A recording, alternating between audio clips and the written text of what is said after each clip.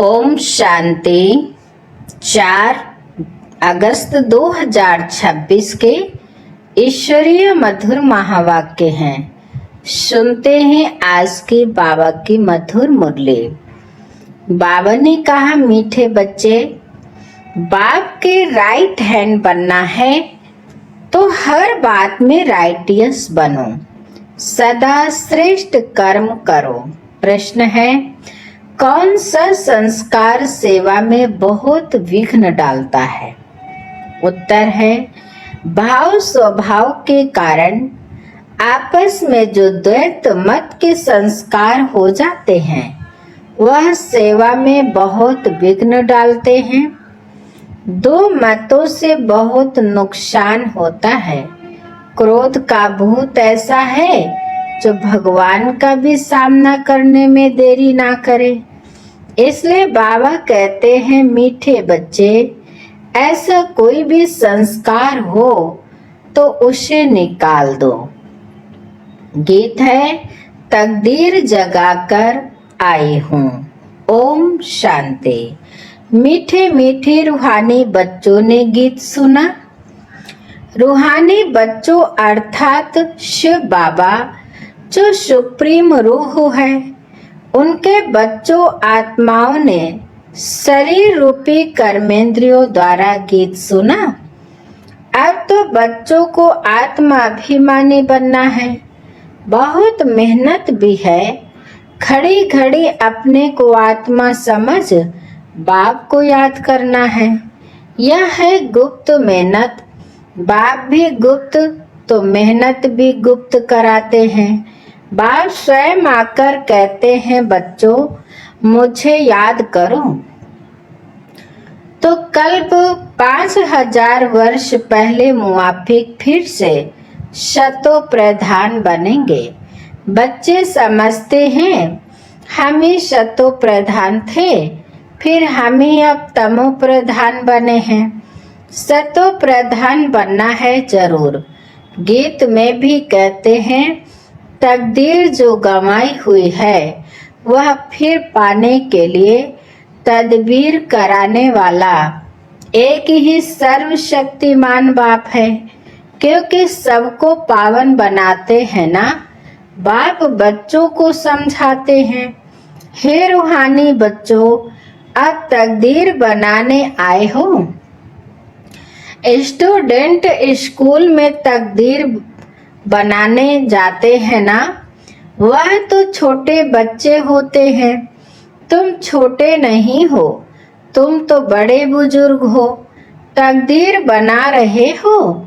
हाँ, कोई बूढ़े बूढ़े भी हैं। बुढ़ापे से जवानी में पढ़ना अच्छा होता है। जवान की बुद्धि अच्छी होती है।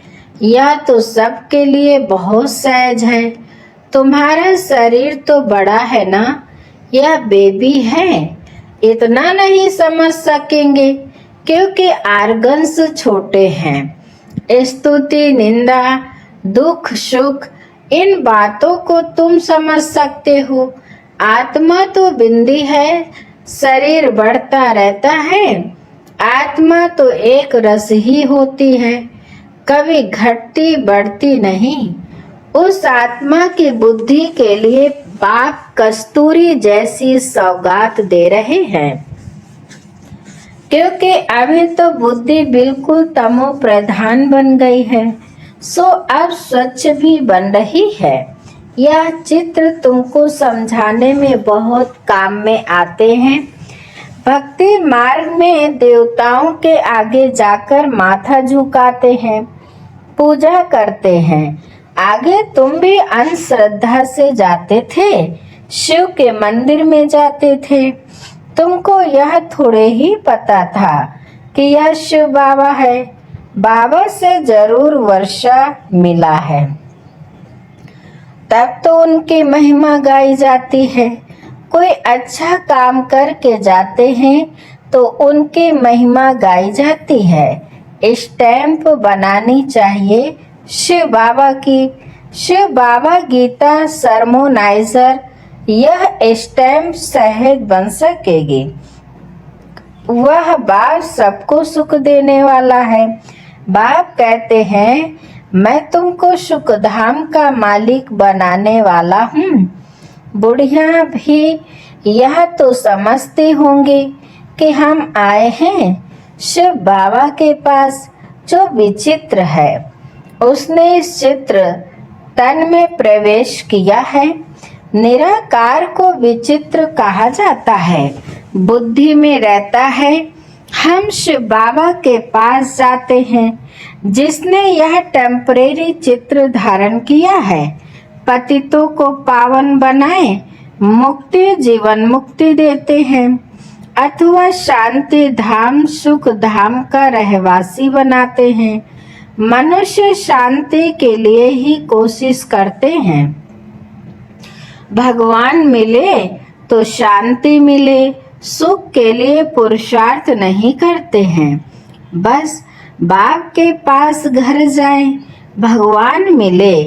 इस समय सब मुक्ति की चाहना रखने वाले हैं, जीवन मुक्ति लेने वाले। सिर्फ तुम ब्राह्मण ही हो, बाकी सब मुक्ति की चाहना रखने वाले हैं। जीवन मुक्ति का रास्ता बताने वाला कोई है ही नहीं। सन्यासियों आदि के पास जाकर शांति मांगते हैं, कहेंगे मन की शांति कैसे मिले।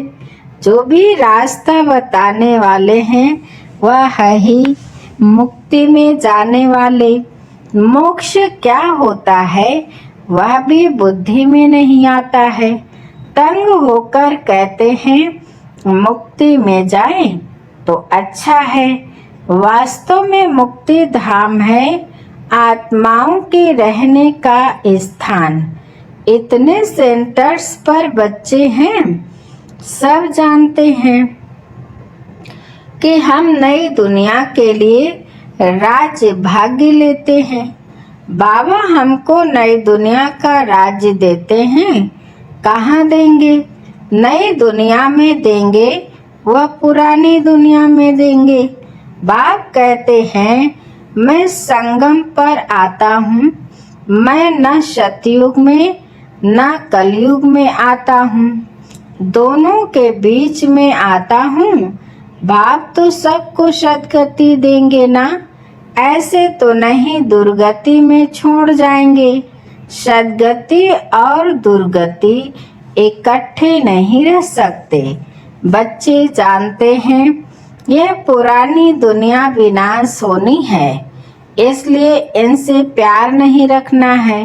बुद्धि कहती है बरोबर अभी हम संगम युग पर हैं। यह दुनिया बदलने वाली है, अब बाप आया हुआ है। बाप कहते हैं मैं कल्प कल्प संगम पर आता हूँ, तुमको दुख से छुड़ाए हरि के द्वार ले जाता हूँ। यह ज्ञान की बात है। हरि द्वार कृष्ण का द्वार अर्थात कृष्णपुरी को कहा जाता है। अच्छा, उनके पीछे फिर लक्ष्मण झूला लगा दिया है। पहले हरिद्वार आएगा, सतयुग को हरिद्वार कहा जाता है। फिर राम लक्ष्मण आदि दिखाते हैं। वह बात कोई है नहीं, वह तो बनाई हुई बात है। राम को कितने भाई दे दिए हैं? 4 भाई तो होते नहीं, 4 8 भाई तो यहाँ होते हैं। एक तरफ है ईश्वरीय संतान, दूसरे तरफ है आसुरी संतान। अभी तुम जानते हो शिव बाबा ब्रह्मा तन में आए हैं। शिव है बाबा, ब्रह्मा है दादा, प्रजापिता है। वह आत्माओं का पिता तो अनादि है। इस समय ब्राह्मणों को रचते हैं, ऐसे नहीं कि शिव बाबा शालिग्राम को रचते हैं। नहीं, शालिग्राम तो अविनाशी है ही है, सिर्फ बाप आकर पवित्र बनाते हैं। जब तक आत्मा पवित्र नहीं बनी है तब तक शरीर कैसे पवित्र बन सकता? हम आत्माएं पवित्र थीं तो शतो प्रधान थीं, अभी अपवित्र तमो प्रधान है, फिर सतो प्रधान कैसे बने? यह तो सहज समझ की बात है। तुम इस समय खाद पड़ने से पतित तमो प्रधान हो गए हो, अब फिर सतो प्रधान बनना है। हिसाब किताब चुकतो कर सब शांति धाम व सुख धाम में आएंगे। आत्माएं निराकारी घर से कैसे आती हैं, उसके यादगार भी क्रिश्चियन लोग झाड़ में बल्ब लगाकर मनाते हैं। तुम जानते हो यह सभी धर्मों के अलग अलग शाखाएं हैं। वहां से आत्माएं कैसे नंबरवार नीचे उतरती हैं, यह नॉलेज तुमको मिल गई है। हम आत्माओं का घर शांति धाम है। अभी है संगम, वहां से सब आत्माएं आ जाएंगे, फिर सब जाएंगे। प्रलय तो होने की नहीं है। तुम जानते हो हम बाबा से तकदीर बनाने फिर से स्वराज्य लेने आए हैं। यह कोई सिर्फ कहने मात्र नहीं है, याद से ही वर्षा मिलेगा। बाप कहते हैं देह सहित जो भी देह के मित्र संबंधी आदि हैं सबको भूल जाओ। चित्र और विचित्र है ना, विचित्र उनको कहा जाता है जिनको देखा नहीं जाता है। यह बहुत महीन बातें हैं। आत्मा कितनी छोटी है, उनको घड़ी घड़ी पाठ बजाना पड़ता है, और किसके बुद्धि में ऐसी बातें है नहीं। पहले पहले तो यह बुद्धि में बिठाना है कि हम आत्मा हैं, वह हमारा बाप है, उनको ही पतित पावन हे भगवान कह याद करते हैं। दूसरी कोई जगह जाने की दरकार नहीं है। तो याद भी एक को करना चाहिए ना। भगवान को याद करते हैं तो जरूर उससे कुछ मिलने का होगा, फिर दर दर धक्के क्यों खाते हो? भगवान को तो परम धाम से आना पड़ेगा ना। हम तो जा नहीं सकते क्योंकि पतित हैं। पतित वहां जा न सके। अभी तुम वंडर खाते हो। भक्ति मार्ग का पाठ कैसे वंडरफुल है। एक भगवान को ही याद करते हैं, हे ईश्वर, हे परम पिता, ओ गॉड फादर। जब वह एक ही है फिर दूसरे तरफ धक्के क्यों खाते हो? वह एक ऊपर में रहते हैं, परंतु यह सब नूंद है। ड्रामा अनुसार भक्ति करते हैं बेहद बेसमझी से। अभी तुम फिर बेहद समझदार बनते हो। श्रीमत पर चलने वाले ही समझदार बनते हैं। वह फिर छिपे नहीं रह सकते। वह सदैव श्रेष्ठाचारी काम ही करेंगे। बाप कहते हैं हम दुख हरता सुख करता है, तो बच्चों को भी कितना मीठा बनना चाहिए। बाप का राइट हैंड बनना चाहिए। ऐसे बच्चे ही बाप को प्रिय लगते हैं। राइट हैंड है ना।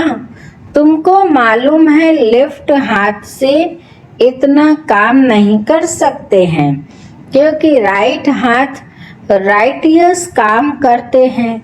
इसलिए इस राइट हाथ को ही शुभ काम में लगाते हैं।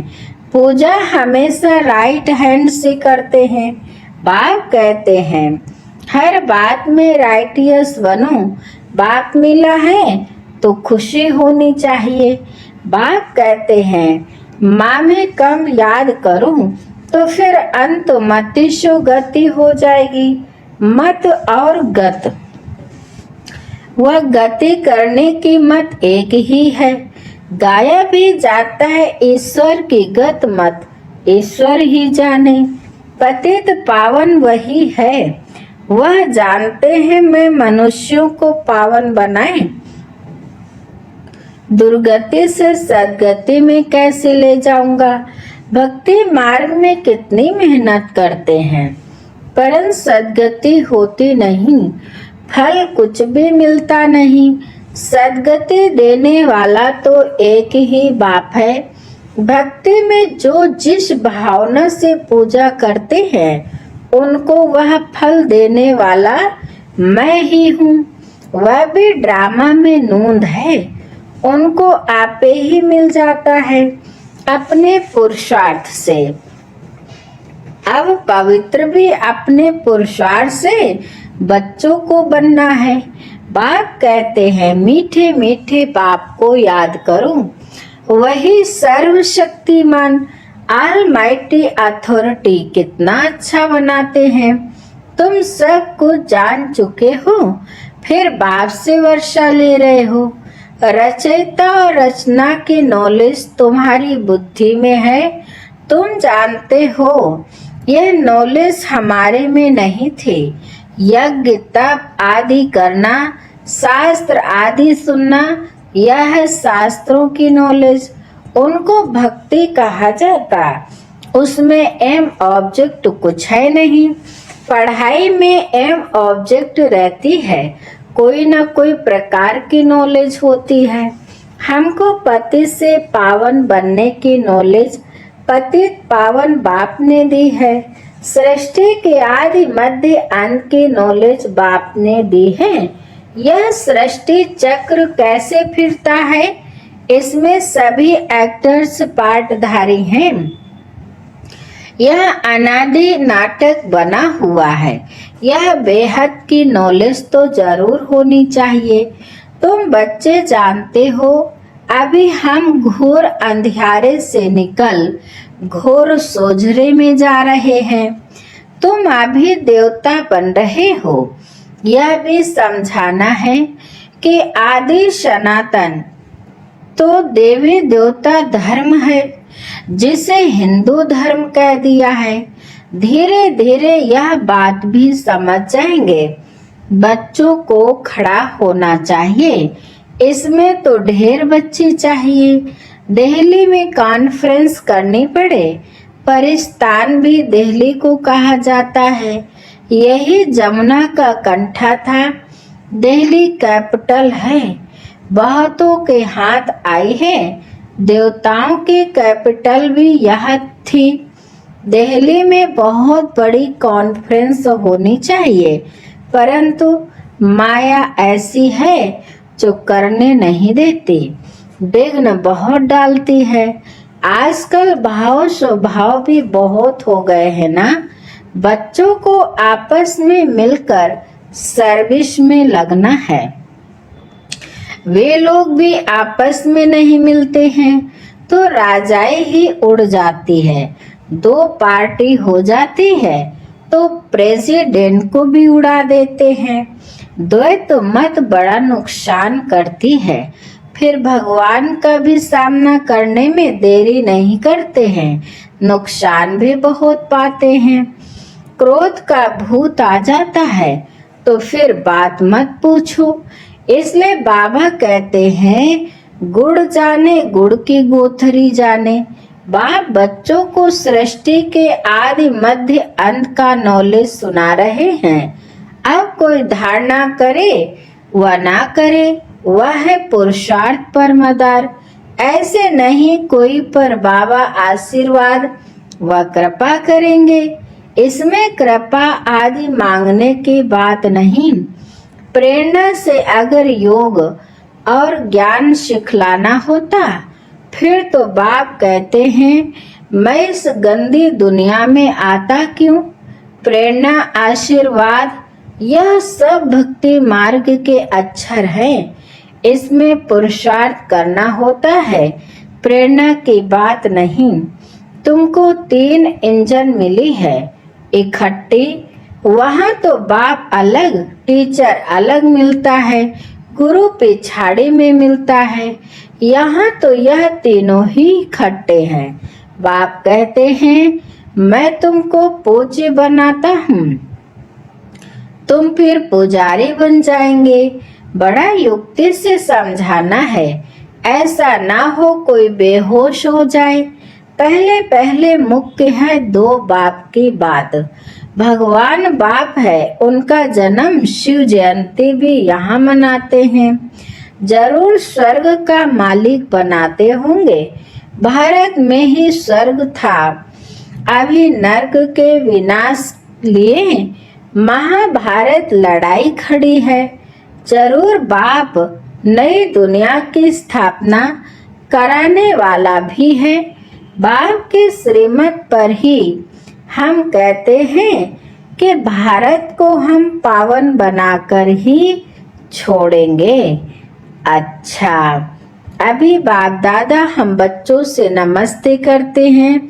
मीठे मीठे शिकिल दे बच्चों प्रति माता पिता बाप दादा का याद प्यार और गुड मॉर्निंग।